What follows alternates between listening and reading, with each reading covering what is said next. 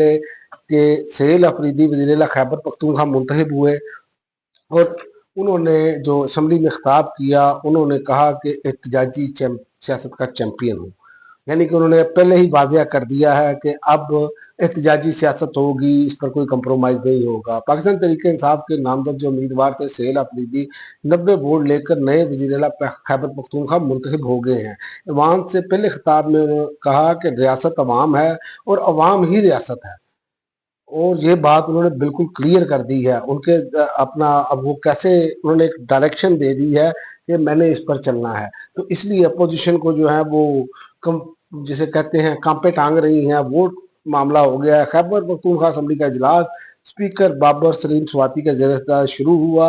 अली अमीन गंडापुर ऐवान में पहुंचे तो हुकूमती अरकान ने खड़े होकर इनका इस्तकबाल किया। सहेल अफरीदी को 90 MPs ने मुंतखब किया। तो दूसरी जानिब गवर्नर ने वज़ीर आला का इंतखाब गैर आईनी करार दे दिया और अपोजिशन का चैलेंज करने का ऐलान है।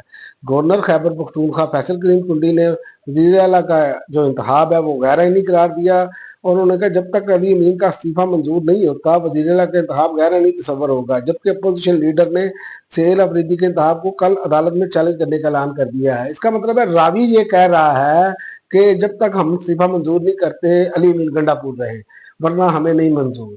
रावी ये कह रहा है कि कहीं जो है वो हमें मौका मिल जाए, बंदे उठा लें और उनको मैनेज कर लिया जाए। रावी की नीयत जो है वो बिल्कुल क्लियर है पाकिस्तानियों, और रावी जो चाह रहा है वो हमारे सामने है। यानी कि इतनी घटाई, इतनी बेशर्मी, इतनी इस लेवल पे घटियापन, और कहते हैं हम जमहूरी हैं।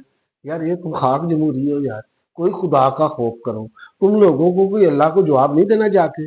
किस तरह की घटिया सियासत कर रहे हैं आप लोग, सिर्फ अपने इक़्तिदार को। तो याद रखें ये कुर्सी तो सदा नहीं रहती ना। जो आज साहिब मसनद हैं कल नहीं होंगे, किराएदार हैं, अपना मकान थोड़ी है, मालिक मकान थोड़ी है आप लोग। तो बात ये है कि ये सब लोगों ने आना जाना, ये कुर्सी ओहदे ये सब कुछ होता है। कम से कम असूल की सियासत तो करें। बड़े जमहूरी बनते हैं कि जी जनाब हमारा कायद बड़ा जमहूरी था, तो आपके कायद ने भी यही सारे मामलात किए, आपके सामने है। क्या अपने मुखालिफिन के साथ करते रहे, उसी तरह आप कर रहे हैं। और बाद में जब आपकी बारी आती है तो फिर बाद में चीखें मारनी शुरू कर देते हैं। तो ये एक सूरत